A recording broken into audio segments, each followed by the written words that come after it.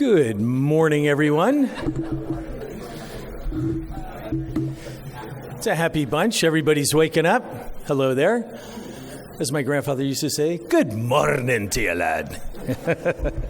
That was on the Scottish side. Yeah. So, I wish everybody a very good morning, and thank you for taking time out of the conference. I don't know about you guys, but as I stated on Sunday in one of the panels I was on, this is so energizing to come and deal with our colleagues and hear about programs and hear about workarounds and success stories and how to overcome obstacles. It's really a cool opportunity to really recharge those batteries. So, the keynote speakers are stellar. I want to thank Rob Hilton and Peter Sloat as the co-chairs, and Rob is the president of CRA. So thank you for everything you and your board do. It's incredible. It really is. So today we have a very special group of people to my immediate left. In my current role as president of SWANA's Northern California chapter, one of the things that I enjoy most about partaking in both the CRA and SWANA. I've been a longtime member for both. But with SWANA, we do have, among other things, a very tight focus on legislative bills and tracking and looking. I guess you'd take a step back and you say, you look at the stakeholders, you look at the players in the field, and anybody who has taken the time to find an author and move a bill forward in some way, shape, or form in the California State Legislature has a very strong interest in something. Oftentimes you can follow the money, no surprise there. In fact, most of the time you can follow the money. Obviously, with our organization in CRA and in SWANA, we're very passionate about environmental legislation, things that affect our industry. And on the SWANA side of the house, we tend to focus a lot on facility management, operational management. That's probably 40% of our membership. The other 60% of the membership is governmental agency participation, public policymakers, decision makers for programs, and many of the folks that are right here at this conference are dual members because there's really value to both organizations, very strong value. So today what we're going to talk about is a long-standing initiative that we've had. SWANA is the acronym for Solid Waste Association of North America. We're an international organization of about 8,000 folks. About 1,000 of them, industry professionals, are right here in California. So you can see the weighting in terms of our voice with the organization back in Washington, D.C. We have 3 chapters in California, and for the purpose of legislative tracking and advocacy, we actually bundle our efforts so that we have a stronger voice in Sacramento right here. So the Southern California chapter, Central chapter, and the Northern California chapter, which is known as the Gold Rush chapter, we each have 5 voting members on it. Actually, I'm getting into some of the other presentations, so I'll pull back on that. We have a group of folks that meet very regularly, and strategically we look at what's in queue, we track it, and because we have folks that are in very influential and decision-making roles in our organization, we apply those pressure points when we see fit to get engaged in the discussion of where a bill is going, especially when it affects us. And we've got some great examples coming up here. So today we're going to do 3 things. We're going to open with Nancy Ewert. Nancy is the immediate past chair of the Legislative Task Force, so she's got amazing knowledge. She is a civil engineer. She's got 32 years of experience in government. She's currently Assistant Director of Public Works in Kern County. She's been there for 25 years, and those of us who are in the know that Kern County is really a critical location in the state for a lot of processing facilities, the agriculture community, industry in general. It's just really a crossroads, and we were just talking about some of the challenges that she and her staff are up against from a policy standpoint. She did go to Cal Poly and ended up, I remember from a prior discussion, she met a boy and ended up in Kern County. That was a while back. So I'll introduce you. Nancy, you want to come on up? Thank you so much.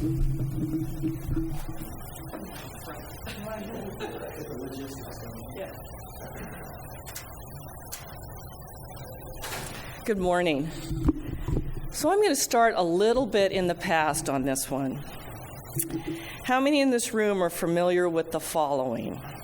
On a federal level, the Solid Waste Disposal Act of 1965, the National Environmental Policy Act, the Clean Air Act of 1970. Let's move forward a little bit. I actually had to consult with Richard Gertman on this one.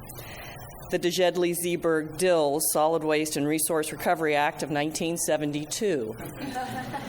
And I have a feeling that that title of that act informed and influenced the name of this organization, which I believe started informally in 1974, but had a name and a structure by 1976.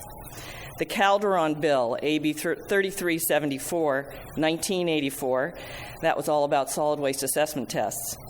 In fact, the prior one, I have to say, before there was a co-WIMP, there was a co-SWAMP. And so just for those that have been in the industry, those are long-time terms that kind of describe where we started. So let's get even a little bit more current, AB 939, truly the landmark legislation that started many of the careers in this organization, in SWANA, and in this room. Title 14, the Closure Post-Closure Regulations of 1990, and the Federal Subtitle D. What started happening was a cascading group of legislation and regulations that was greatly impacting the solid waste industry. And it really started gaining speed in the late 1980s and into the 1990s. I'm not going to even name all the bills after that because it was everything from white goods and tires and mattresses that we deal with now and all of those things that have all moved forward but have all needed to have the local influence and the local voice to say, how are we practically going to implement these things? So SWANA, up until the 1990s, was a number of counties that all came together and operators that all came together. And when they needed to have their voices heard, they went through their local advocates and their local lobbyists, and they didn't have one voice coming into the legislature. And so the legislative task force was formed. I would like to say that it was a group of like-minded individuals, but that was not the case. They may have been in the same profession, and they may have been members of the same organization, but they had very different backgrounds, very different education levels. They came from Monterey, San Diego, Sacramento, Kings County, Merced, Los Angeles, primarily counties at the very beginning, some very wealthy and powerful organizations, and some that were not wealthy at all, and people could barely tell you where they were on the map. That was with Kern County. So Mark is going to talk a little bit about how we're formed and our representations. We still have about 3 of our original members on the SWANA LTF. Mike Mohajer from Los Angeles, Constance Hornig, and when someone actually gets to the level both nationally and the state where they just go by Constance, it's kind of like Prince, you have arrived in an industry, and Mark Urquhart, who was our perpetual secretary for years and years. But these individuals that came together, they were elected and they were appointed at the chapter level. And while the jurisdictions, and in some cases the corporations, supported their involvement, they were not there to do the bidding of their jurisdictions. They were basically there to represent SWANA and the solid waste industry and to build a consensus among their peers. And that has been really key to the SWANA Legislative Task Force. Kern County has been involved since the very beginning of the LTF. And we find it absolutely invaluable.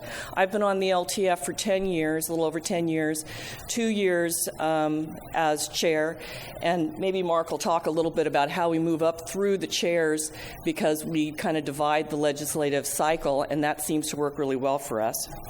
But it's the opportunity to collaborate with peers, to evaluate and shape legislation and regulation. It's both wonderful and it is a lot of work, particularly when you're in the chairs. Because we do so much through conference calls and electronically these days, we have cyber votes and things like that. It's a lot to keep up with. One of the things that I appreciate about the SWANA LTF is that we are very methodical. We have a workshop every fall. It's a day and a half. We develop our work plan. It's a whole number of pages, and it basically can inform anyone in our organization or anyone in SWANA what our kind of guiding principles are and what our positions are on any number of different issues, and then we stay true to those throughout the legislative cycle. We work with our legislative advocate, and we have an annual summary of the legislative session, which over the years is really valuable looking back. We develop white papers on key issues, and those white papers we not only take to the legislators in Sacramento, but we take to our local, on the local level, because sometimes SWANA will deal with certain key members of the legislature, but then it's important for me, coming from Kern County, to deal with my local representatives also. Mark will probably talk a little about, we have bylaws, we have an MOU, and we have basically this agreement with our chapters, and we allow the chapters hold us responsible with our budgets and everything else. They're approved every single year. So it is a group of very well-seasoned professionals, and you have to listen very, very closely because there's so many different voices. Some voices are heard. If you're familiar with Mike Mahajer, his voice is loud and clear. If you're familiar with Chris Hansen from Placer County, I always have to lean forward a little bit and listen because she's very soft-spoken, but every single word is intentional and well thought out, and she has vast experience. So there's this counterplay between all of the different LTF members. But ultimately, we are most successful when we support and build coalitions, and there'll be some talking about that today. And our coalition partners for the last number of years has grown and expanded, but include RCRC, CSAC, SEAC, League of Cities, CPSC, Chambers of Commerce, and CRA from time to time. What really helps us is when we have diversity within our own organization, and we have some constant turnover. We talked about that we have those 3 members that have been on there kind of since the beginning, but everyone else rotates in and out probably on a 5 to 10 year basis. So, although there are personalities involved, we focus on the consensus, and that's not always easy. But in the long run, it makes our voice heard in Sacramento and heard through the other organizations, and it helps us come to a common ground. And that's really what it's about. So, I'm going to pass it off, and Mark will talk a lot more about the chapter. Thank you so much, Nancy. That was a great little primer, and I see the room has filled a little bit since we started. Welcome to the session. And again, Nancy, has just had an amazing leadership role in this organization. She speaks with a lot of intellectual capacity that approaches these issues in a way that allows for those different voices to be heard, and I can't emphasize that enough. I just recently came on the committee last year, and during that period, I am constantly amazed at the diversity of opinions that are there. I mean, just trying to get consensus, you have to go to that greater good place and say, okay, maybe my particular interests aren't, where this decision is, but you take a step back and say, what's best for our industry, and that's why I'm on this committee or the task force, is to represent the industry that we live in here, work in. So, Mark Bowers is the Solid Waste Programs Division Manager of the city of Sunnyvale. I think he's a very familiar face and a very well-known and prominent individual in our industry. I certainly look up to Mark, as I do all our esteemed speakers today. He has been at the city of Sunnyvale since 1990. I mean, he is the man. So we've got a lot of tenure at this table here. He's responsible for all things refuse collection and disposal. That includes the 15 1,500 tons per day Sunnyvale Smart Station, which is a combination transfer station and MRF. And it's a well-known and well-respected facility, well-run facility in the Bay Area, and is a leader for many different initiatives and programs there. And Mark was very instrumental in getting the city of Sunnyvale to approve a zero-waste strategic plan some time back, and he's got extensive history even before the city of Sunnyvale, going back to Boulder, Colorado in 1976. And by the way, did anybody see the slideshow that was going on over there? That was really fun. A lot of folks. The one that struck me was seeing Richard Gertman with dark hair. He looked like Jerry Garcia. Did anybody pick up on that? He got a little embarrassed, but I think he kind of liked it when I pointed that out. Anyhow, very cool connection. So Mark, without further ado, here you go. So, and then we'll take questions for this segment right after Mark's, and then we'll go into the panel. Okay? Thanks.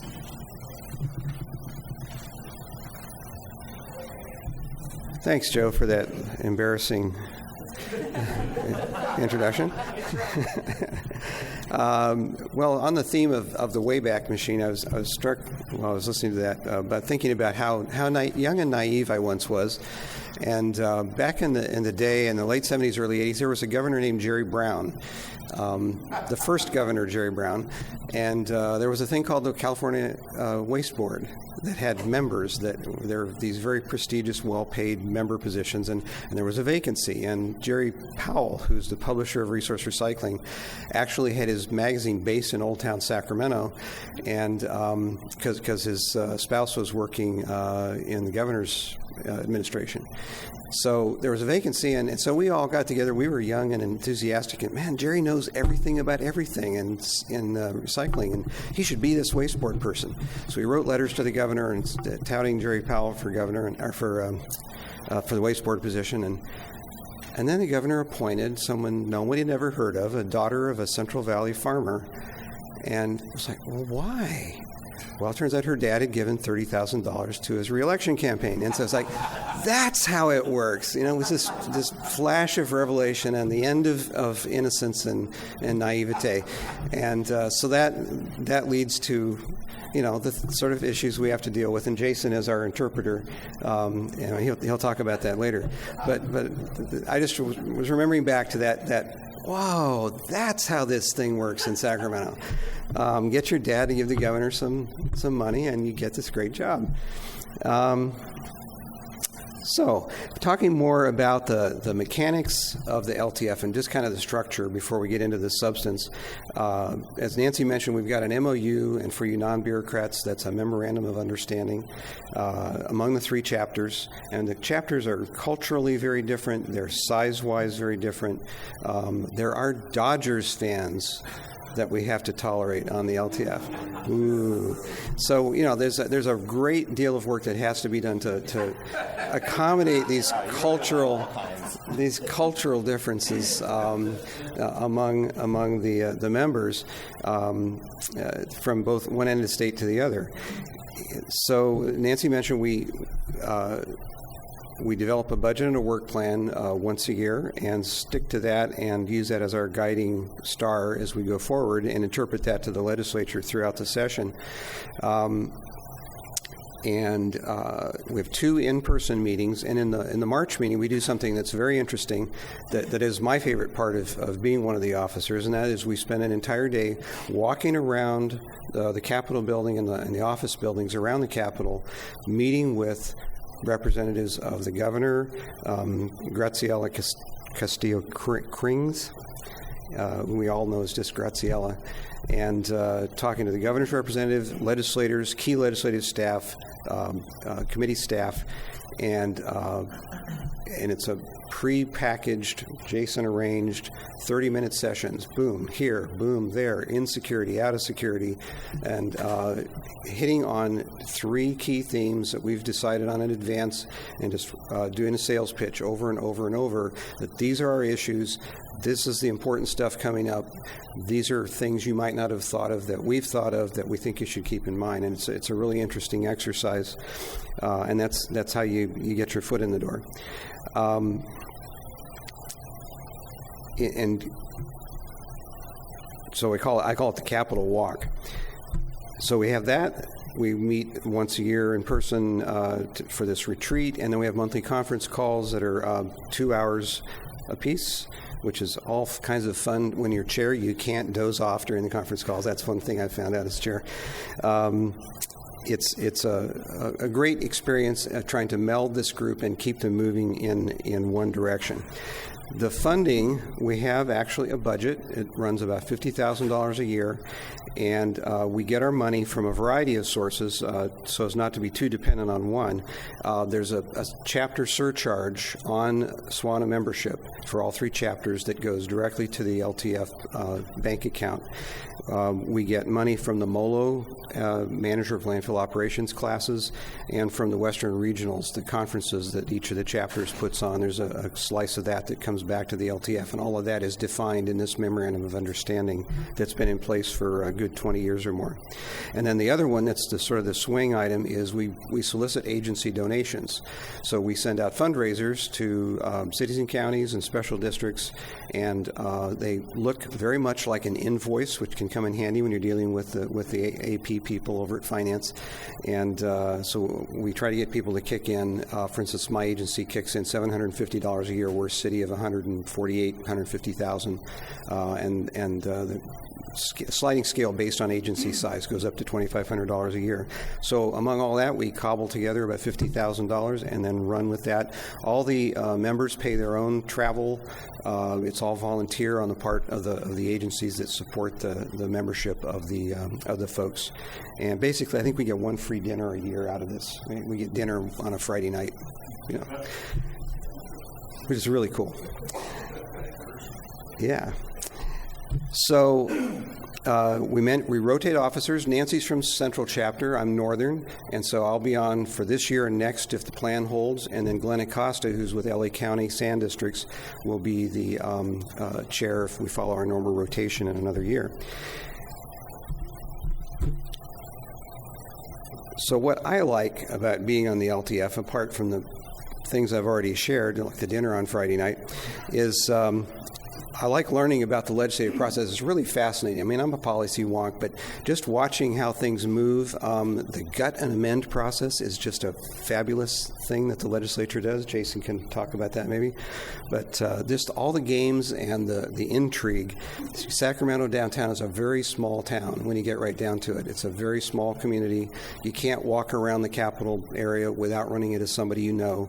And seeing who's talking to who, it's kind of like junior high school in some ways. I get a preview of what's coming down the pipe in terms of regulations and legislation. And that's the most valuable thing for my agency, is being able to think ahead in terms of budget and projects, planning for new regulations, food waste.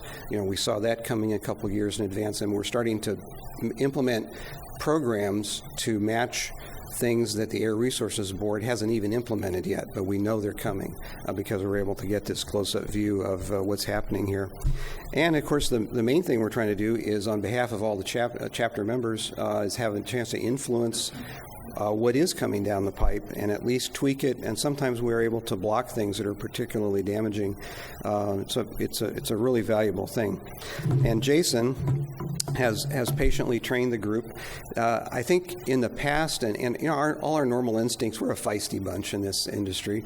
It's like, that's a terrible idea. Let's oppose this. Let's oppose that. That's all those, all these things we get very passionate. We want to just engage on every single issue, and that is not the strategic way to go, of course. You've got to hold your fire. You've got to think about what other bills that legislator that you're angry with might be carrying that you might be favorable to, and think much more strategically. And Jason has trained us to maintain low tones. If you remember the Coneheads from Saturday Night Live, we maintain low tones. We don't drink mass quantities. I'll just say that right for the record. But thinking strategically, understanding the personal ambitions of the individual legislators. Sometimes the individual staff members have personal priorities that you have to accommodate. Personal grudges, like I said, it's like junior high school. The legislators will get peeved with each other, and if you hook your star to the wrong person and they've got an enemy that's the chair of the next committee, your bill is cooked. You have to know those kind of things, and that's why it's important to have somebody that's got the behind-the-scenes understanding. And I would say, just in summary, it's a lot of fun and it's a lot of work being on the LTF, but a valuable experience all told. So, thank you. Thank you, Mark. We could field some questions now about the structural aspects of the committee. Any thoughts? Any questions? It's early morning. Yes, John. I appreciate very much, John Dane, CRA. I appreciate very much the overall description you provided for SWANA and on the legislative task force. How often are you doing white papers? What does that involve? Do you reach into your agency for that expertise? Mark? We make Glenn Acosta write all of them. Yeah, that's our main technique. He's a good writer. He's also very good with spreadsheets. So, I mean, I'm being facetious, but that only works lately because Glenn hasn't been on the LTF all that long. But the serious answer is, we pull the group together. Someone will usually, in advance, prepare a draft. That's the best thing, circulate it by email. And then when we get together at our November/December meeting in person, we'll go over it in detail and hash out both content and tone and brevity and issues like that. And the white papers are helpful as something to hand to people in the Capitol building that they can hang on to. Even if they don't read it, it's a reminder that we're out there, a tangible object. Does that answer your question? Yeah. Yes, sir. Ken Ward, Delaware Always Management Work. And maybe during the course of 10 years we can answer this question. But one of the things that I'm thinking about the massive closures of all the convenience zones, and this recent meeting with the governor basically saying we're going to be doing something. And this does not seem to me a typical legislative process. And while you're all very engaged in legislation, of course my concern about any time you have these massive overhauls of these really pivotal pieces of legislation, you delve into details and you really want to be at the table. But in this particular case, my feeling is I'm not sure where the table is, let alone who's sitting around it, and whether or not those are the right people who are sitting around the table. And I'm wondering, like yourselves, who are much more familiar with the process and the players, what do you do with this, and how can we constructively engage? Mark? I'll give a preview. I mean, you have to know where the table is, and Jason can talk about this probably in his segment because he was in that room at the table.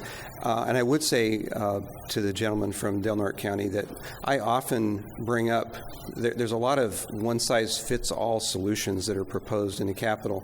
And having worked up in Humboldt County, I often pull out the thing, okay, so what is this going to do to the town of Trinidad? Smallest incorporated city in the state, population of something like 350 people, staff of like 3 people. What is Trinidad going to do in response to this, and how's this going to affect them? And use that to illustrate that you can't just think about Orange County, LA County, Sacramento, Bay Area. You've got a really diverse state, diverse climates, waste streams, and population types and numbers, and distances from recycling markets and so on.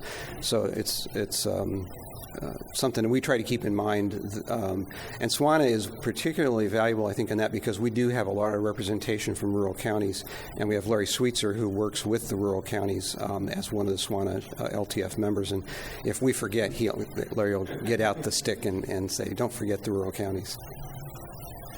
Great. I forgot to mention, I'll steal a line from Mark, being part of the LTF task force is working with the smart kids. These folks do their homework. They're very knowledgeable. They drill down. And I don't think I quite yet explicitly pointed out Jason Smeltzer from Ja Schoder Antwi is, did I get that last one right? Schoder Antwi. Yeah, okay, got it. Yeah. He is our lobbyist / advocate, so we'll be hearing from him shortly. Are there any other questions before we move into the next segment? Okay. And we did have it confirmed that Glenn Acosta from LA Sanitation District is a Dodger-loving rascal. He is. It's been confirmed. So, and I know, Jason, you were referring to, Mark was referring to us being trained. There is training. There's a sensitivity to it. We come in, you've got a point of view, you want to express it and all this, but there are relationships, there are political nuances and sensitivities to all this. So Jason is very good about pulling us back and kind of pulling back on the leash. And his training methods include bacon-flavored treats and shock therapy. But other than that, he keeps us in line. Okay, so for the next segment, we're going to have three folks here. Is there a registered lobbyist in the house, by the way? Yes, there's two right here. Hey, how about that? So we're going to start with Nick Lapis. Nick attended UC Davis, which seems to be a common theme in this town, or Sac State, one of the two. He's been with Californians Against Waste, CAW, a really premier advocacy program for environmental issues right here in California. I'm willing to bet most of us in this room have a very good sense of CAW and Nick and the accomplishments that the organization and Nick have done in the last few years there. They're statewide leaders that represent a lot of different legislative issues, and Nick is everywhere. He's with Cal Recycle. He's with the Air Resources Board. He's out and about in the field, in the industry, and getting feedback and talking about things. I've already been to one session where he gave a terrific background there. The next person is Jason Smeltzer. We just talked about the two universities. Jason attended Cal State Sacramento and got his BA in government, and certainly learned very, very well in class. He must have been a very good student there. Harnessed all that energy, Jason. He's been there since 2009, and I'm very happy and proud to say that as of January 1st, Jason became a partner in the organization. So congratulations, Jason. It's well-deserved. Well-deserved. Well-deserved. And yes, he is a registered lobbyist. And then he also did work formerly with the Cal Chamber of Commerce and a number of manufacturing industries, but he has really become an expert in solid waste and environmental issues and legislation and regulations. And he is our go-to person for SWANA, for CPSC, and a number of others, including a number of counties you guys have, and some cities as well, right? Yeah, you guys got it all. All right. And then Heidi Sanborn, my gosh, Heidi. Okay. Also, UC Davis, poli-sci, but she also attended USC with a master's in public administration. She's been in the industry for many, many years and co-founded the CPSC. She is tenacious. She is passionate about all things EPR, and she is the pharma fighter. So Nick, if you want to have a few comments, and then we'll rotate to Jason, and then we'll bring in Heidi. Thank you. So I have a lot to say, but I don't have any prepared remarks. I did want to start off with, who's here to get a legislative update, because that's the name of the session? Okay, I kind of figured there's some people who are going to show up and just want to know what bills are out there. I have a one-pager I'll just hand out that has the bills we're working on, because I figure people might be interested in that.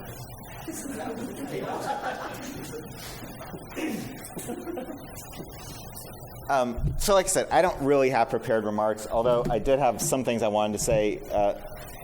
We've come a long way with SWANA and the partnership, our relationship with CAW and with the environmental community. And I think when I first started, we were sort of, we would propose legislation and SWANA would yell from the sidelines about how stupid it was, and we ignored them. And that was the extent of the relationship, and it wasn't very productive. But we've sort of seen a sea change in the last few years, and I probably give that credit to two people who are on the panel, Jason and Nancy. So I'd like to give a couple examples of where we've really come together and worked together, and I think we actually have a lot more in common than we disagree on. So one example, I think I personally started gaining a lot of respect for SWANA during the AB 1826 process. This was our proposal to require commercial organics generators to have, commercial generators to have organics collection. And in that process, we were soliciting input and we were negotiating, and frankly, we were negotiating with the big haulers and the Statewide Hauling Association and individual local governments, and we kind of just assumed SWANA would oppose. But Nancy did a great job of coming to the table and starting with, okay, what are your goals that you're trying to achieve? Which I think is super important, to begin by listening to what the other person's trying to achieve. And then by pointing out the constraints that she and other SWANA members have to deal with. And I think we sort of went beyond, you're the bad guy, to, okay, I see where you're coming from. And SWANA had a hand in amending that bill and submitting changes that I think made the bill, frankly, better. Because we appreciate, it wasn't, they twisted our arm and so we had to take the amendment. It was, Nancy did a great job of explaining how we could make the bill better and make it fit better for a Kern County that has a very unique funding infrastructure, for example, or some of the more rural jurisdictions. I remember a conversation, this wasn't necessarily with Nancy, but I remember a conversation at a restaurant in downtown Sacramento where, it was with the rural counties, and they said, to the one-size-fits-all, they said, you're sitting here on K Street and there are 15 restaurants on the street. We have some counties that don't have 15 restaurants. So how are you possibly expecting the same solution to work? And I was like, well, that's a good point, actually, right? I mean, that doesn't make sense. It shouldn't be one-size-fits-all. So that's one example. And then another example, I would say, would be this year's AB 45, where Jason was an amazing rock star. For folks who are not familiar, this was a bill that was intended to preempt local EPR ordinances. And while that seems like an easy bill to oppose, it was authored by an influential member of the legislature who is in leadership and a Democrat in leadership. And frankly, there were a lot of folks who should have been opposed who were afraid of angering him. And it was a very, very controversial issue, but, Jason, having the advantage of representing both CPSC and SWANA, as well as a bunch of local governments, really kicked ass and, told me when I needed to show up to a meeting, when it would be helpful, when it wouldn't be helpful, and, help coordinate that, and I think we worked together really well. But generally speaking, I think the main issue is sometimes we get bogged down in sort of an existential debate about, are landfills good or are they bad? Is waste to energy good or is it bad? Are the Dodgers... I won't go there. But once you realize that, there are those issues where we disagree, there are most issues where we actually strongly agree. We need strong recycling markets. We need strong recycling markets in the state. We need producer responsibility. We need a bottle bill system that works. And that's what we spend most of our time working on, which is actually a lot of overlap.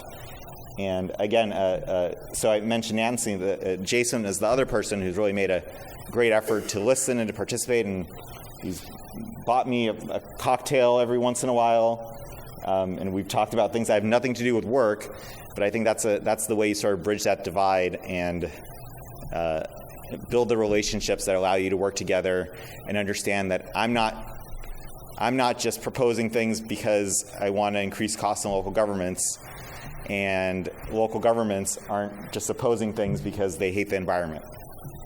So, thank you.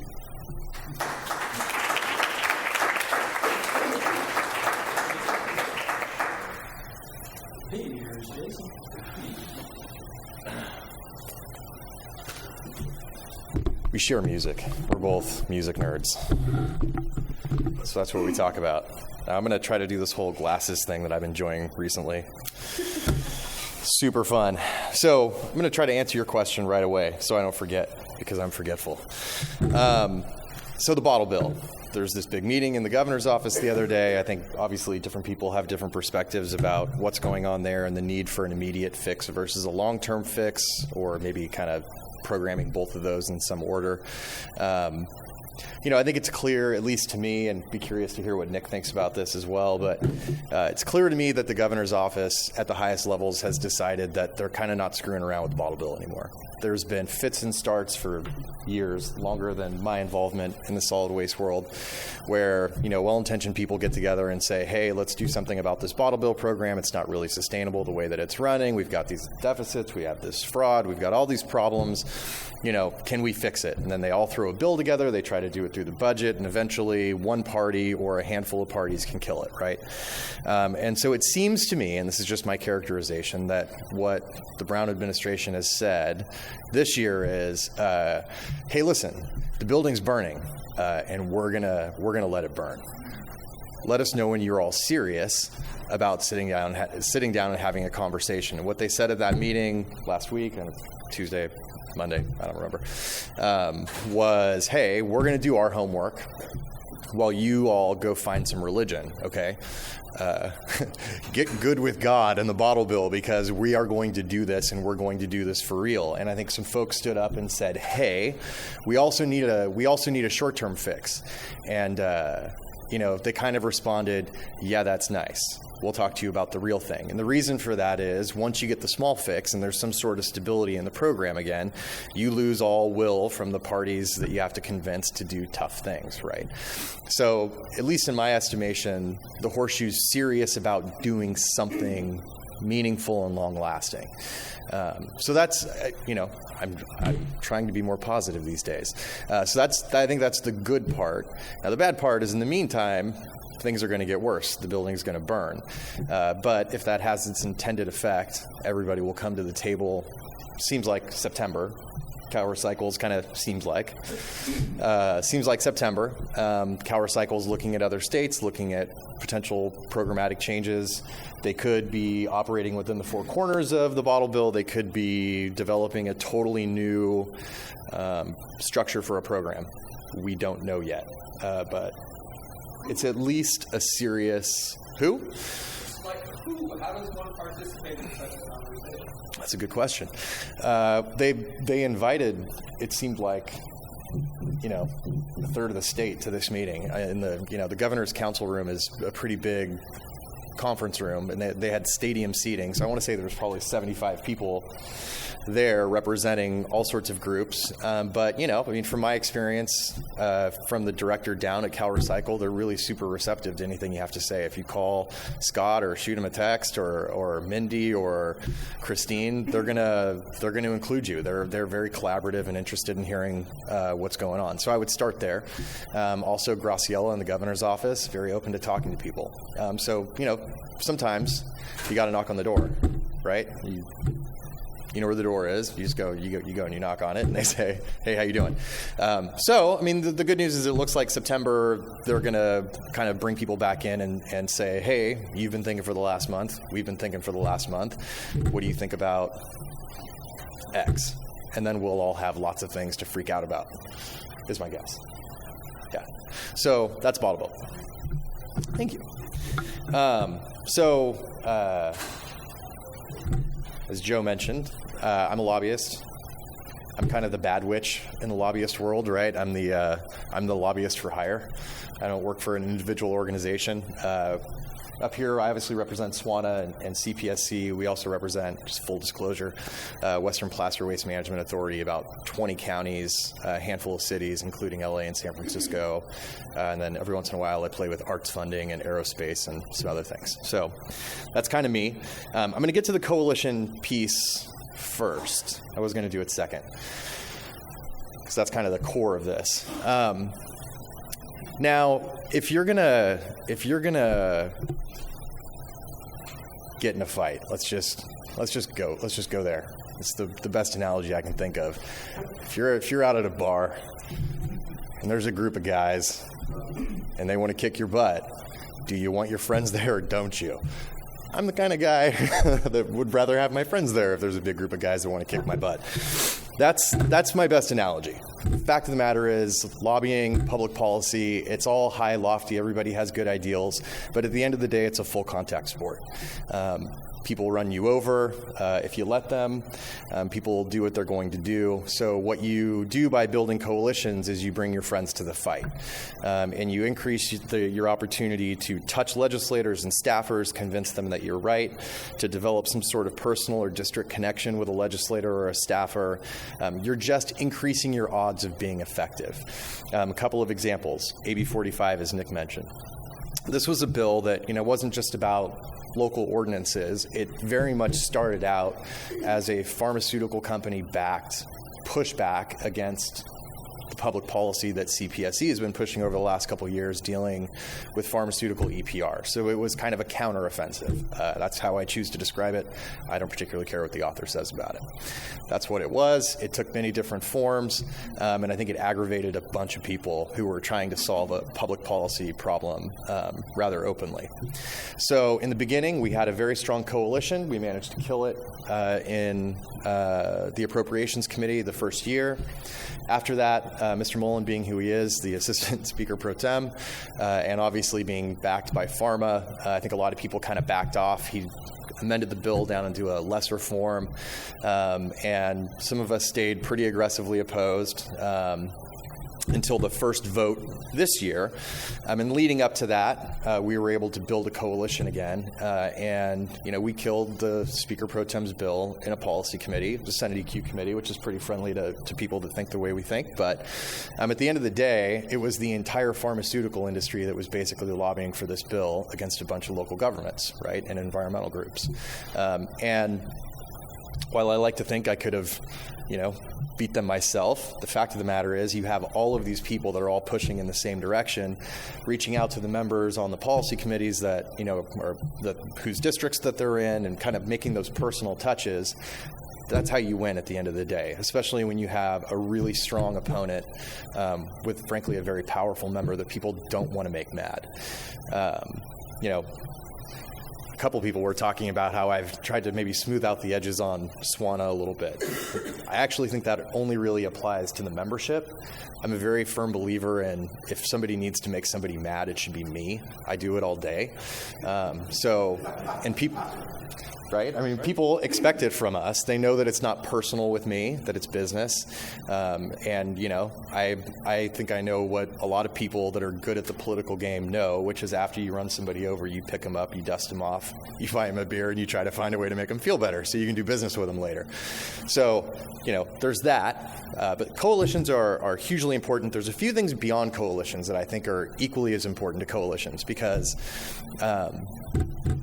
there's just more nuance to the game than that. One, be active in the district. I think probably in this room, you could spread out across the state pretty well. You're local. I don't know if you know this, but you can pick up the phone, you can call the scheduler in the district office for your legislator, and you can say, hey, when you're in town this weekend, I want to talk to you about AB 45. You're going to be voting on it, in 2 weeks in the Senate Environmental Quality Committee. And they'll probably take your meeting. At the very least, you're going to get a meeting with staff. And those district touches are so hugely important because when they're up in Sacramento, it's just kind of this swarm of competing ideals and lobbyists and kind of pressure in various directions. And they're used to that. What they're not used to is getting phone calls and meeting requests in the district. And for a legislator, that's an indicator that, people back home, the people that vote for me, are paying close attention to this, and therefore I need to think twice about what it is that I'm doing. And if you look at some of these assembly races, and not so much the Senate races, but the assembly races, you would be shocked at how few people elect a state assembly member. I mean, in some districts, it's 8, 10, 12,000 people that are sending somebody up here. So if you create enough noise in a small enough district like that, you can really turn a member of the legislature. 2, if you're an organization or a company, being members of associations is a good thing. Being members of SWANA, being members of CAW and CPSC, those are all good things. But at the end of the day, if you have a real stake, and frankly a real financial stake, hire a lobbyist. Doesn't have to be an expensive ordeal, but being able to be operational yourself and then frankly contribute to the coalition politics and contribute to the success of the association, that's a big deal. Heidi and I frequently talk about we have these large coalitions, but at the end of the day, it's a handful of people that are operational on the ground, going door to door, kind of doing the hand-to-hand combat in the halls of the legislature. So to the extent that we see more of that coming from local government, I think it's a huge win, and from the industry, it's a huge win. 3, know when to bend. To Nancy's point earlier, and to Mark's point earlier, know when to bend, know when not to make people angry. You might need somebody later. It might be a minor issue. There's no reason to get religious over a minor issue, and you lose allies if you fight too hard. And then know when you're all in, and when you're all in, act like it. If you're going to fight to win, fight to finish it fast. The one thing I, as a lobbyist, hate more than anything is having a client that tells me to go kill something, but then, grabs my belt loop and holds on for dear life and kind of slows me down. If you want me to go kill something, just let me go kill it. The faster that it's done, the better we're all going to be. It doesn't need to be a 2-year exercise where, I'm totally polluting this relationship with the legislator. And finally, I think more important than anything else, and anybody who's a client of mine knows this, don't bring trash arguments. Just don't. You got to come up with rational, well-reasoned, and clearly communicated ideas about why you're doing what you're doing. Yes, money is a big influence. Yes, there are powerful interests that move the dial easier than local governments and small companies. But at the end of the day, if you have the right lobbyist, if you have the right coalition, if you know when to bend, you know when to work, your argument's is going to be what wins the day or loses it for you. So put some thought into what you're saying and how you're saying it. Put some thought into the white papers. Develop ideas. Don't just say no. Don't just say no. Say no, how about this? So maybe I'll leave it there. I think I've about 10 minutes anyway. Happy to take any questions when Heidi's done. Why don't we take questions at the end? Sure, yeah.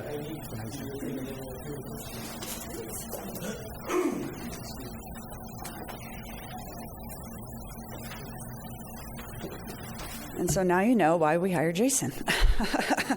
He's really good. So I just wanted to say we've now got just not the California Product Stewardship Council, which is an IRS C3 organization that has limited lobbying capacity. But last year we decided, because of what was happening with pharmaceuticals and the request for us to be present across the country and counties across the country to help them do what we've done here in California with pharmaceuticals, the board decided that we needed a C4 organization which has unlimited lobbying capacity. Also puts us in the position that we can actually give to campaigns, show up at fundraisers, endorse candidates.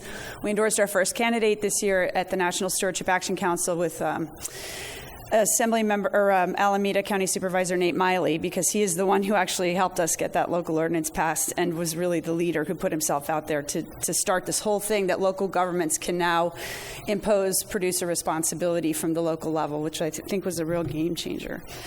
So, and I want to thank the 2 board members I see in the room. We have Gretchen Olson in the back from City of Stockton and Deborah Kaufman from Alameda Stop Waste. CPSC has a 14-member board, and over the years we started with just local governments. It's now got businesses on it as well. Up to 5 members can be from the private sector, so we're very proud of that commingling of ideas. And then the NSAC board right now has 8 members from all over the country, including Bob Gettert, who many of you know, who actually is one of the founding board members of CPSC, who has now moved on to the National Recycling Coalition president and the City of Austin, and people like Molly Mangarich, who worked in Sonoma County and now is in the state of Idaho. So we're getting bigger and broader, and the ideas are getting bigger. At CPSC, we started purely with producer responsibility, and that's really all we do. And then the National Stewardship Action Council, we're focusing more on circular economy and opening it up to a little bit broader discussion so that we can help, Nick, like on the bag ban. We couldn't do that as CPSC. That was too focused on EPR in our bylaws, but now we can actually help with things like the bag ban in November. And we selected Jason to lobby for us a few years ago. We did a thorough interviewing process because we think it's very important who's going to represent us in the Capitol and who we get our advice from. And the thing I like about Jason and Shawyot or Antwi is they don't just represent counties in SWANA, but Jason's background is from the business community. He talks that language. He knows those people, and they respect him. and he was them. I mean, you were the lobbyist for CMTA, right? The California Manufacturers and Technology Association? I might have used to kill some of Heidi's bills. Right. So, That maybe happened in the past. right. So I asked Jason, why did you want the job? Because he used to, and he said, because I'm a libertarian, and I just want things that work. And I love that because, that's what we all want, right? We just want things that work. So that's what our board has tasked us as far as how do we pick the priorities and the things that we do with a very limited budget and limited staff. And right now, believe me, we still are limited staff. I'd love to double it to 8, but we only have 4 people. That's not a lot. So the partnerships and the collaboration is absolutely critical. I don't want to reinvent the wheel. I don't want to do, canvassing like Clean Water Action does. So we partner with Clean Water Action, who goes out in counties and actually canvasses and does, they go do those district meetings and they get ideas from the public about what they want in a community where an ordinance is coming up. And so that's why we're small, but we're effective because we're smart with how we use our very limited resources. We did a survey in 2014 and identified that product-wise, the priority was medicines, batteries, lamps, and sharps from the community that supports us. That has not really changed. We could go out and do another survey, but until we put this sharps and meds thing to bed, there's no bandwidth to do really anything else because it's become such a, unfortunately, combative thing. Then, bills come when they come. If there's one thing I've learned, you have absolutely no idea what the priority is going to be tomorrow. So, for example, Senator Hancock said, I got illegal dumping of these mattresses all over Oakland. We got to do something. And that just bubbled up. We didn't expect it. And we certainly didn't expect it to turn into an EPR bill. But there it was. And so, you roll with it, right? You've got a legislator who's really good, who really wants to do something on an issue. Great. Well, let's all work together and see if we can get something done. So even though it might be your priority today, there may be somebody else's priority that pops up. And if you are not flexible enough to know that one, it better be the one that you pick this year to put your energy on and let yours go, you're going to be stretched too thin and you will not have the capacity to handle it. Getting existing programs to work well has been a priority for our boards. They've been saying, we've got to go back and make sure that whatever we help pass gets fixed and works. So right now, big priorities for us are thermostats and carpet because those two really are not working the way they should at all, and we are very focused on that. And then budget, of course, is a huge issue as far as small nonprofits. How do you figure out where you're going to put your energy and your limited staff? And the thing with legislation I've learned is you really can't control your schedule. They just come when they come. The hearings, they're scheduled, and then they're delayed 5 times in Los Angeles. And you've already got your plane ticket, and you've had to cancel it, rebook it, blah, blah, blah, And then you show up, and then you expect to be there until 3 o'clock, and then they say, no, you're last now. So you're sitting there for 6 hours on lobbying time, just sitting there, So these are the kinds of things that happen, and you really have very little control over, but you can't, once you're in the fight, you've got to show up. You cannot just say, sorry, I'm busy, I'm out of budget. It doesn't work that way. Resources, again, focusing, and then what is politically possible? So like this year, we were talking with Senator Jackson about, the frustration she had about not getting the pharmaceutical bill through. So the conversation became, what can we do? What would be a positive thing that we could get Democrats and Republicans to agree on about pharmaceuticals? And we came up with the pharmaceutical bill SB 1229, which basically provides liability protection for pharmacists who voluntarily host a bin and follow some good public health and safety rules. And we have a Senator Stone who's a pharmacist, a Republican from Riverside County, with Senator Jackson, who's a left-leaning liberal Democrat from Santa Barbara. And that's the kind of thing we'd love to see a lot more of. We need this in this country to find what can we agree on. And that bill, although it really doesn't do a whole lot, it's more perception. It actually, we watched for the Pharmacists Association struggle for 3 or 4 months as to whether they were going to support that bill. And actually in a hearing, when the lobbyists got up and said, we have no position, and the legislature said, are you kidding? Like, this whole bill is to protect you. But there was interesting dynamics about which lobbying firm was hired by the Pharmacists Association to represent them that happens to have connections with pharmaceutical industry, et cetera, et cetera. And apparently they'd been given direction in March, and this was a May hearing, from the members to be in support of that bill. So this is the kind of stuff that goes on up there. It's really interesting. So what is politically possible? And, as Jason said, when you have this bill going through the process, not only do you kind of flesh out where everybody's at, because they have to actually pick a position or not, it keeps that conversation going. Pharmaceuticals are still on the radar because of that bill.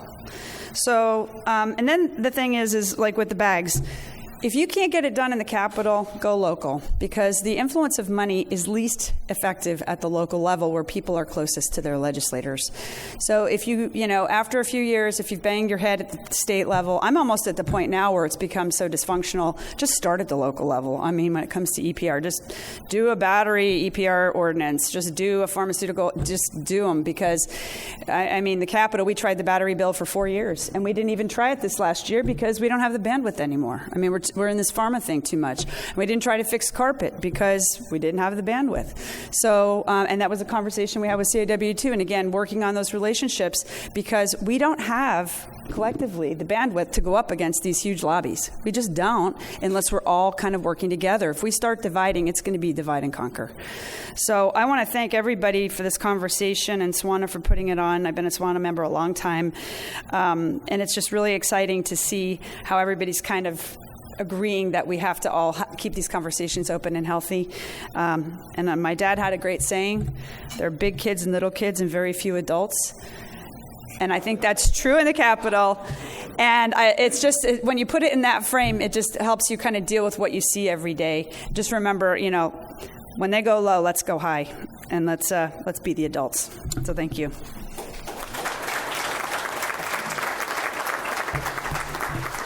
Wow. Very inspirational. All the speakers, thank you so much.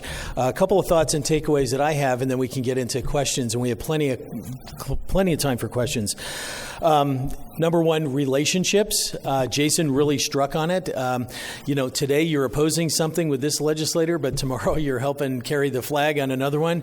It's really important to maintain relationships and respectful communication between the staff and the legislators themselves.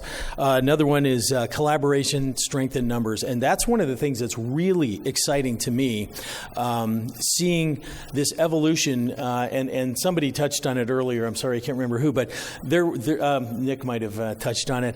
We haven't all been on the same page on every issue all the time, and we probably won't be in the future. That's unrealistic. There's just too many vantage points and points of view on these kinds of things. But you certainly do have commonality and alliances and like-minded thinking on a number of issues. And what I find exciting is you're seeing a lot of these things kind of coming together here. And because SWANA is a international organization, not only are we affecting change here in California, but as California goes, the country goes, and we're sort of seeing this ripple back to Washington, D.C. And that is really exciting to me, very exciting. And then, of course, strategic approaches. And, again, Jason hit it, laser focus on these things. And I can't tell you how many of these conference calls we've been in when Jason has been leading the charge, and he's literally saying, I'm going to kill it, and this is how I'm going to do it. And it takes that, and the other part of that is you can have a strategic approach today, and by 3 o'clock this afternoon, by this morning, 3 o'clock this afternoon, all bets are off. It's changing. It's an ever-changing environment. There could be new players, new voices. They've changed their strategy. They've pulled the bill back. They've reworked the language. It is a moving target at every step along the way, and it takes a lot of focus and skill. And again, I compliment the folks on the legislative task force for really putting their time in and reading these nuances, because it's a lot of creative writing 101 goes on here, and it just seems like it's always there. Before we get into the questions, I want to ask Nick to talk a little bit about Prop 67. That's on the radar screen, if you don't mind, Nick. I know that's near and dear to your heart. Just touch on it, and kind of we have a lot of folks in the room that I think would benefit from that. I'm not going to say too much because my boss is the lunch speaker tomorrow, or one of the lunch speakers along with Tom Steyer, so you'll hear more. But I'll just leave it at Prop 67 is the vote to uphold the California plastic bag ban on the November ballot. It's not often that we have a recycling issue on the ballot, but it's really more than a recycling issue. It's a precedent for is there a public will to deal with plastic pollution is one precedent. And the other precedent is when the legislature passes environmental legislation, can out-of-state companies that hate that policy just put it on the ballot and have it overturned? And those are two incredible precedents that I think whether or not you've been involved in the plastic bag issue, you should do everything you can to help pass Prop 67. That's my quick question, or quick summary. So this was passed on the ballot initially, No, so it passed through the legislature as SB 270, but any bill that passes through the legislature can go through a referendum to be put on the ballot for a vote of the public. And the interesting thing about that is when it's put on the ballot through a referendum, you basically need the same vote. So you need a yes vote to uphold it. And a yes vote is inherently a lot harder than a no vote because it's easy to point out the flaws in anything. And so we've seen this, ever since the plastic bag industry did this, as the legislature was debating tobacco policy, the tobacco industry threatened to put those items on the ballot through a referendum. I mean, I think this is really being watched by a lot of people. Okay, thank you, Nick. So unlike some of the other sessions, we don't have a hand around microphone, so we'll do our best. I know John had a quick question. Please direct it to an individual on the panel, and we'll just keep going with it. I have a comment, and it's actually to everyone, but Jason in particular. And we're in the process of revamping our government program, and we can be doing some, we're doing a little more, we're working more effective. And it really struck me this morning when you talked about the bottle recycling strategy where at the governor's office, where they're looking at the program and saying this program has fraud, it has cost, it lost money, lead dye, and the resurrection. At the same time, I've got a lot of members and thought leaders within our association who are agitating to restore the old program, restore the subsidy payments, restore all the features so that these redemption centers don't close. Well, it's extraordinarily important for our leadership, our board, to be in that mood of understanding what's emerging as the governor's policy goes. And I appreciate you sharing that.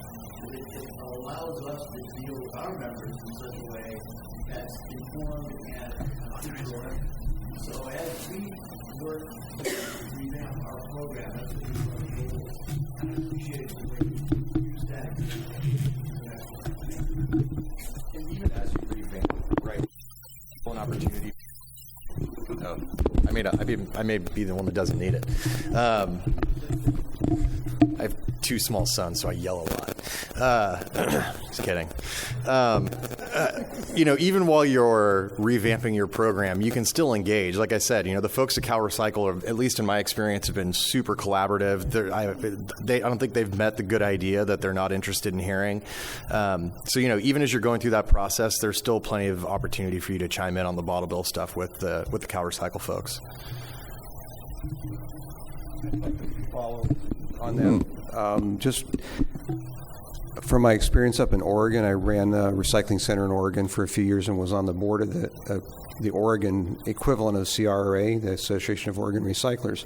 And I'll tell you something that may really surprise you, is that the AOR has no position on Oregon's bottle bill, or it did not traditionally. And the reason is that there were consuming industries in the group. There were the glass manufacturers, the plastics people, who really, really have reflexively opposed deposit legislation, and there were recyclers and environmentalists who reflexively were very supportive of deposit legislation, but they were always afraid that if they tried to take a single position, it had the potential to rend the organization in two and create dissension and destroy what was more important to them, which was that they had a common place they could all come to under this big tent. And we're all recyclers, and we're all together, and we all talk about issues. But they never, when I was up there, ever took a position on the bottle bill because it was just too divisive. It was like trying to get the Giants fans and the Dodgers fans on the same page. If you want them both in the group, you gotta accept just a neutral, quiet position on it. And I don't know if that's the case in California. The CRA is not the same as AOR. It's less membership from the consuming industries, but you have to always be aware of that potential on any issue. But I always thought that was a great illustration of how AOR is so careful to manage its legislative stance was less important than keeping the organization whole. I won't get into the specifics of the bottle bill conversation because it's complicated and it's constantly changing. But I did want to touch on a couple things.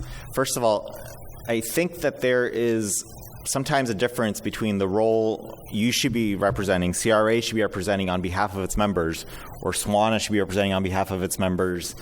That might be different from the role or from the outcome that you expect to be a reasonable policy outcome or a reasonable compromise.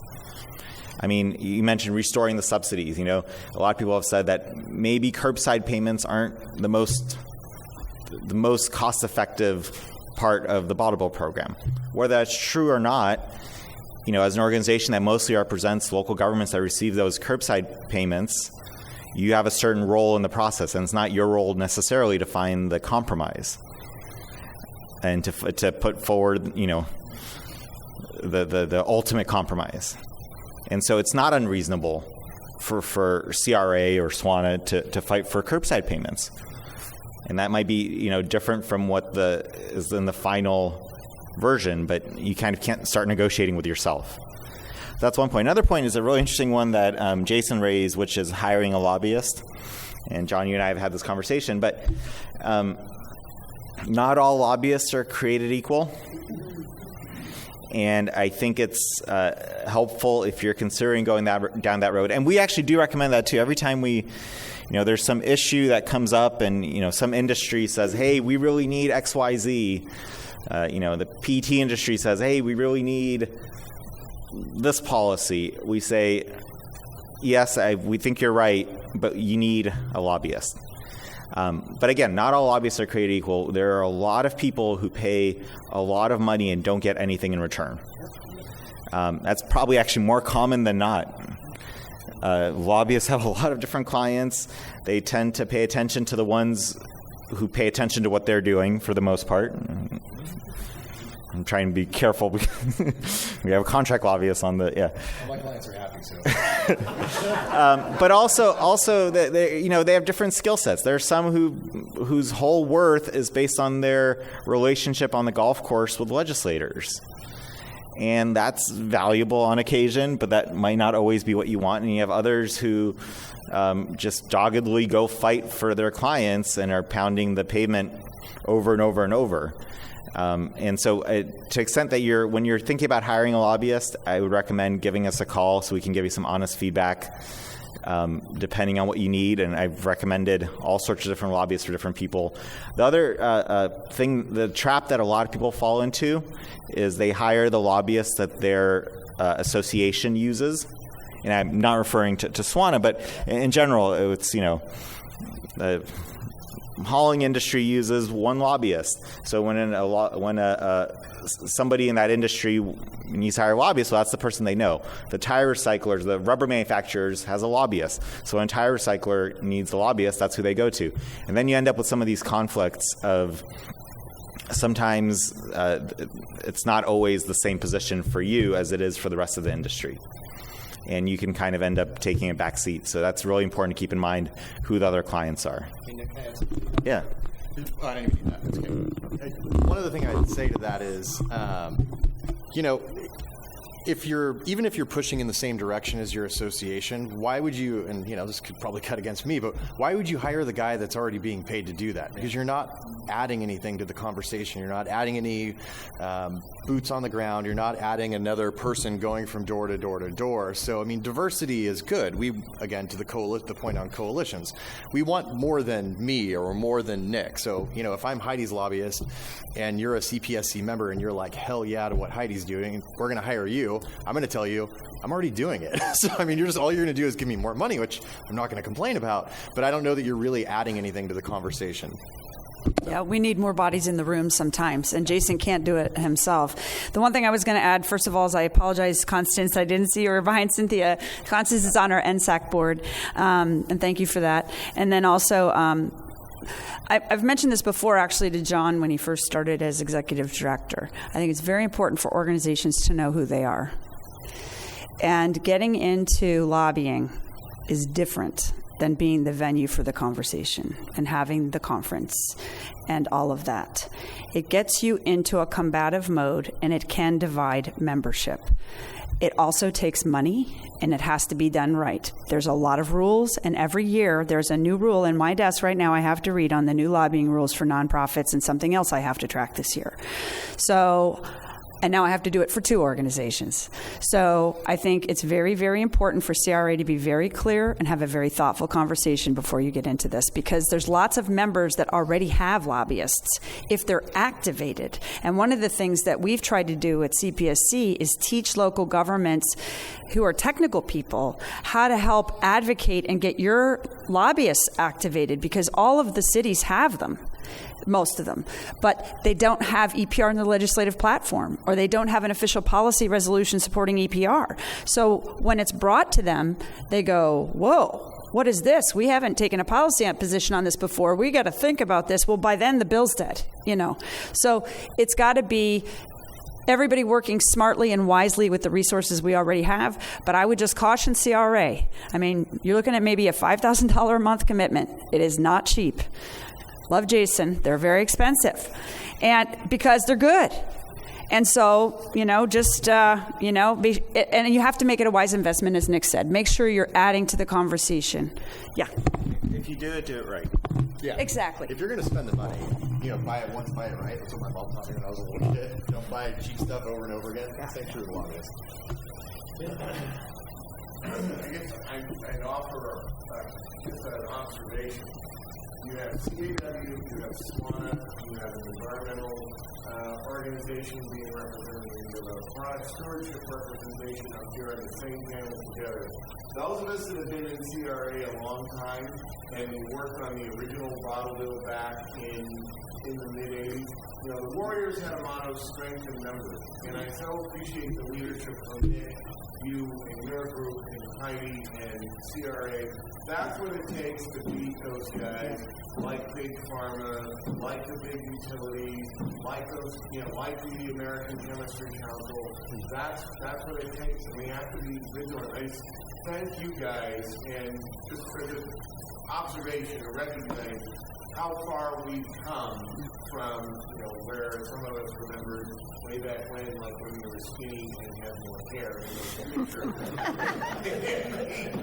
the auditorium. Rob, you got a question? Yeah, maybe for Mark and Nancy. One of the things that we hear from CRA members constantly is this legislation is moving so quickly, and my local government policy approval process moves so slowly.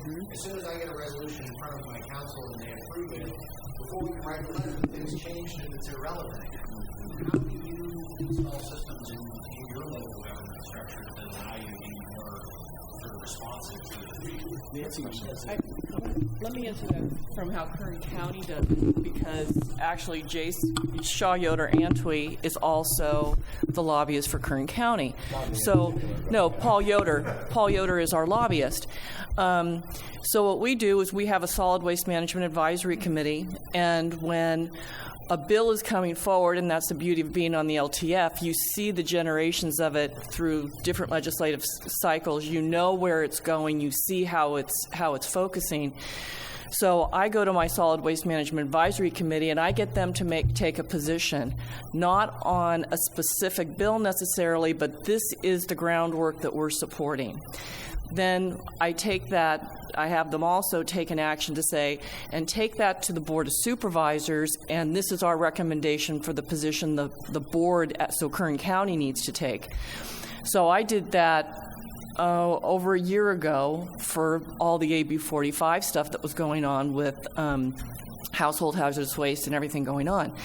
So then as this bill started to change and move, I could go back. We have Alan Crowder, who's our legislative advocate, but he works for the county, and then he interfaces with Shaw Yoder. I could call him up and say, hey, can I get a letter? And he could say, yeah, I'll get it signed, and the board's already taken the position on it, so I can get a signature this afternoon and get it up. We did that twice, and I haven't had to use that a lot, but in this fight, it was really important to be very responsive, but you had to do your homework before. So, and so it wasn't, am I taking a position on AB 45? It was, we're taking this position on what's coming forward with household hazardous waste. It could be called AB 45. It could be called something entirely different, 2 weeks from now. So here's the position. I took it to the board. They approved it. Then I could act. Framework. Let me see if I can add to this slightly, really quickly. So, like I said, we represent about 20 counties and a handful of cities and a bunch of other local kind of JPAs and things of that nature. Let's see if I can do this without hitting it all over the place. Basically, every fall, legislative session ends, then those boards of supervisors and our contacts, the lobbyists in our firm kind of go on a road tour and they develop work plans. And those are exactly what Nancy's talking about. They're kind of policy platforms where you have a bunch of positions on all sorts of things. And then what those folks do at the county or the city relative to our firm is they say, hey, there's this bill, right? Or we tell them, hey, there's this bill. We think it falls into your policy platform here. And then it's just on an administrative level. They can look at it and say, yes, that's totally consistent with our policy platform. Take an opposed position, write the letter, send it to us. We'll get it out. And it's fast. The trick is, how do you get all of the various departments to be part of that collaborative process to create the work plan, right? And so usually what it takes is, some sort of phone call into the county administrative office so you can make those contacts, make sure that the folks in your department are meeting up with those folks, and it's in the platform, and ask to look at it. Call in September when the legislative session ends and says, hey, when are you having the conversation with your lobbying firm about the policy platform? Can you make sure that these things are in it? Yeah, I can comment on a couple of levels there. Sunnyvale's got a pretty rapid system for turning letters around, and how we do that is we're a city of about 150,000, as I said, but our city, and probably any city or county, has some established policy documents. You've got your general plan, you've got your something adopted by the governing body that states certain policy goals, and as long as your electeds are on board and understand the link between the legislation and what your policy statements are, you can present to the mayor or the chair of the Board of Supervisors a letter that says, we would like you to sign this letter in support or opposition of this bill, or asking the governor to sign or veto based on these specific. We actually footnote the exact policy statement in our kind of background documents that we're hanging the letter off of. And we can turn a letter around in 24 to 48 hours. And it takes some practice, and it takes thinking through all the mechanics. It's more of a mechanical process than anything, because you got to have the template they have a different letter template for the city manager's office for the mayor's letters. You have to have that template in place. You got to know where it goes, who to walk it to, but you can do it very quickly if you have that all set up in advance. So for Santa Clara County, I'm on the Santa Clara County TAC, we call it. We recommended years ago, and the county staff went ahead and did this, that we adopt every year a similar document that's got, say, 10 or 15 specific policy statements in it that are broad enough to capture all the legislation we anticipate coming out in the next session, and that are arguably opinionated enough to hang a letter off of. And then we can go to the county staff and say, or the county staff itself ideally does this on its own, okay, this bill matches this this policy, bingo bango, we produce a letter, we send it to the local task force, and the chair of the task force signs it, and boom, it's off to the legislature. So you can do it. I'll just say, it seems like it's so different from one jurisdiction to another. I mean, even jurisdictions that should be similar. I think that just a couple examples. San Francisco, they have pretty strong policies. I know I can usually call them, and if something got amended at the last moment, they can kind of go through their process, get a letter out in a couple days. As a contrast to Oakland, where I don't think I've ever gotten a letter from Oakland on a bill, despite asking probably on every single bill we've ever done. But it's the internal process. And and there's everything in between. I mean, I see Deborah Kaufman in the back of the room. She takes a slate of bills to her board, and she usually calls me before and says, hey, what bills are out there that our board needs to be aware of? And we try to come up with that list. So it kind of varies a lot from jurisdiction to jurisdiction. But hearing this conversation, it sounds like maybe a good role for CRA would be to come up with kind of boilerplate best practices to help local governments. Yeah, and this is what you do, and I mean, this sounds like it would be actually incredibly helpful. The idea that Mark described of the platform, maybe you have a couple examples that you could use to allow you to be as flexible as you can when things come up. Because sometimes we know we're going to be working on something all year, but other times it comes out of nowhere, the bill number changes, et cetera. So one last question, but before I'll comment, when I was with the County of San Mateo, we had an approach much like what Mark just suggested. We worked with the county's legislative director.